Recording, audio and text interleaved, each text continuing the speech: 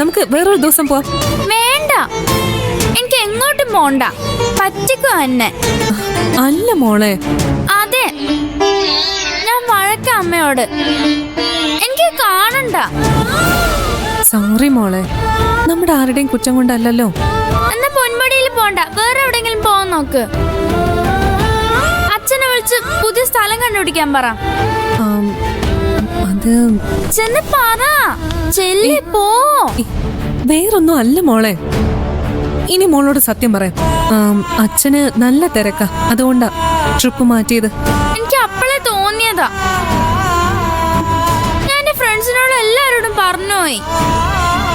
അവരൊക്കെ ഇനി എന്നെ കളിയാക്കും. എന്നെ അമ്മ ചീറ്റ് ചെയ്തു.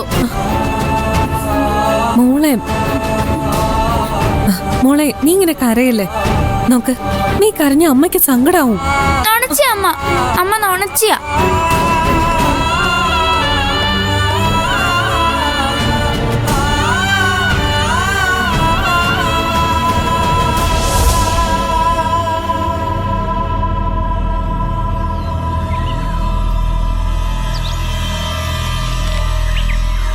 ഡാഡിയുടെ നാക്കിന് ഇത്രയും ശക്തി ഉണ്ടാവുമെന്ന് ഞാൻ വിചാരിച്ചില്ല.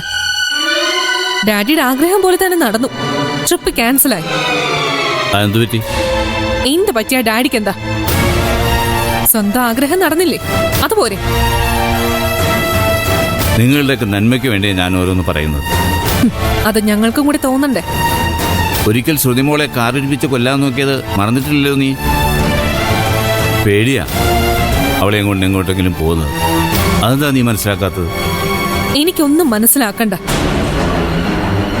ഞാനും എന്റെ മോള് സന്തോഷിക്കുന്നത് ഡാഡിക്ക് ഇഷ്ടമല്ല. ഞാൻ തിരിച്ചറിഞ്ഞ സത്യം അതാ. നിനക്ക് വിവരമില്ലാത്തതുകൊണ്ടാണ് നീ അങ്ങനെ ചിന്തിക്കുന്നത്. നിങ്ങളോട് ഇഷ്ടമില്ലായിരുന്നെങ്കിൽ നിങ്ങൾ ചെയ്യുന്ന കാര്യങ്ങളിലൊന്നും കയറി ഞാൻ ഇടപെടില്ലായിരുന്നല്ലോ. ഈ വിവരം പറഞ്ഞപ്പോ എന്റെ മോള് കരഞ്ഞ കരച്ചില്, അവളുടെ ഈ ചെറിയ ആഗ്രഹം പോലെ സാധിച്ചു കൊടുക്കാൻ പറ്റാത്ത ഒരു ഗതികെട്ട അമ്മയായി പോയല്ലോ ഞാൻ. ഇപ്പൊ ചില ചെറിയ വിഷമങ്ങളൊക്കെ ഉണ്ടാവും, അതൊന്നും കാര്യമാക്കണം. എല്ലാം നല്ലതിനാണെന്ന് വിചാരിക്കേ. ഇല്ല ഡാഡി, എനിക്കങ്ങനെ ചിന്തിക്കാൻ പറ്റില്ല. മക്കളെ സന്തോഷിപ്പിക്കാൻ കഴിയാത്ത അച്ഛനമ്മമാര് അവരെ ജനിപ്പിക്കരുതെന്ന ഒരു പക്ഷക്കാരിയാ ഞാൻ. ഇപ്പോ ഞാനും അങ്ങനെ ഒരു അമ്മയായി. അതിന് കാരണം ഇല്ല, ഞാൻ ഡാഡിയെ കുറ്റപ്പെടുത്തുന്നില്ല, ആരെയും കുറ്റപ്പെടുത്തുന്നില്ല. എന്റെ മാത്രം തെറ്റല്ല, ഞാനാ എല്ലാത്തിനും കാരണക്കാരി. ഞാൻ സംസാരിക്കാം ശ്രുതിമോളോട്. ഞാൻ പറഞ്ഞവളെ സമാധാനിപ്പിക്കാം. വേണ്ട, എനിക്കറിയാം എന്ത് വേണോന്ന്. ഞാനത് ചെയ്തോളാം. എന്തുകൊണ്ടാ ടൂർ മുടങ്ങിയെന്ന് പറഞ്ഞില്ല? അത് ഡാഡി അറിയണ്ട. അറിഞ്ഞിട്ട് സന്തോഷിക്കാനല്ലേ. അങ്ങനെ ഇപ്പൊ സന്തോഷിക്കണ്ട.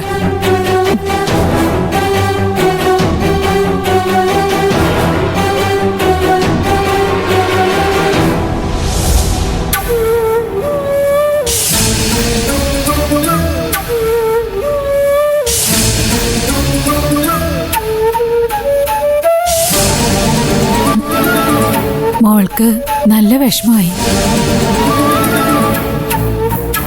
എനിക്ക് എന്ത് ചെയ്യാൻ പറ്റും അപ്പച്ചി?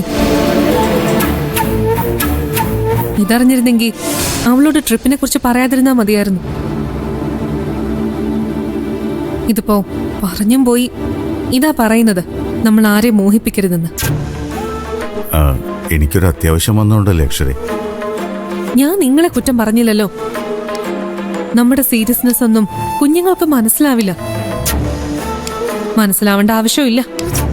അവളാണെങ്കിൽ ഫ്രണ്ട്സിനോടൊക്കെ പറഞ്ഞും കഴിഞ്ഞു ട്രിപ്പ് പോവുമെന്ന്. അതാ അവൾക്ക് കൂടുതലും സങ്കടമായത്.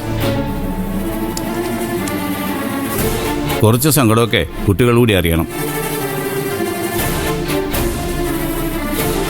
സന്തോഷം മാത്രമുള്ള ഇടപാടല്ല ജീവിതമെന്ന് അവര് മനസ്സിലായിരിക്കുന്നത് നല്ലതാ. ദയവ് ചെയ്ത് ഡാഡി ഒന്നും മിണ്ടാതിരിക്കോ?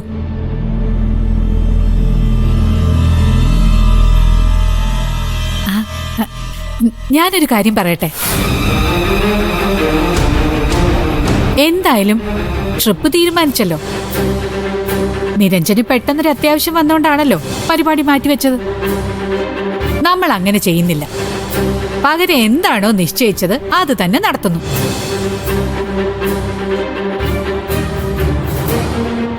നിരഞ്ജനും അക്ഷരയും പോകുന്നില്ല. പകരം കുഞ്ഞിനെ കൊണ്ട് മറ്റൊരാള് പൊന്മുടിക്ക് പോകുന്നു. അതാരാ അങ്ങനെ ഒരാള്? വിശാല്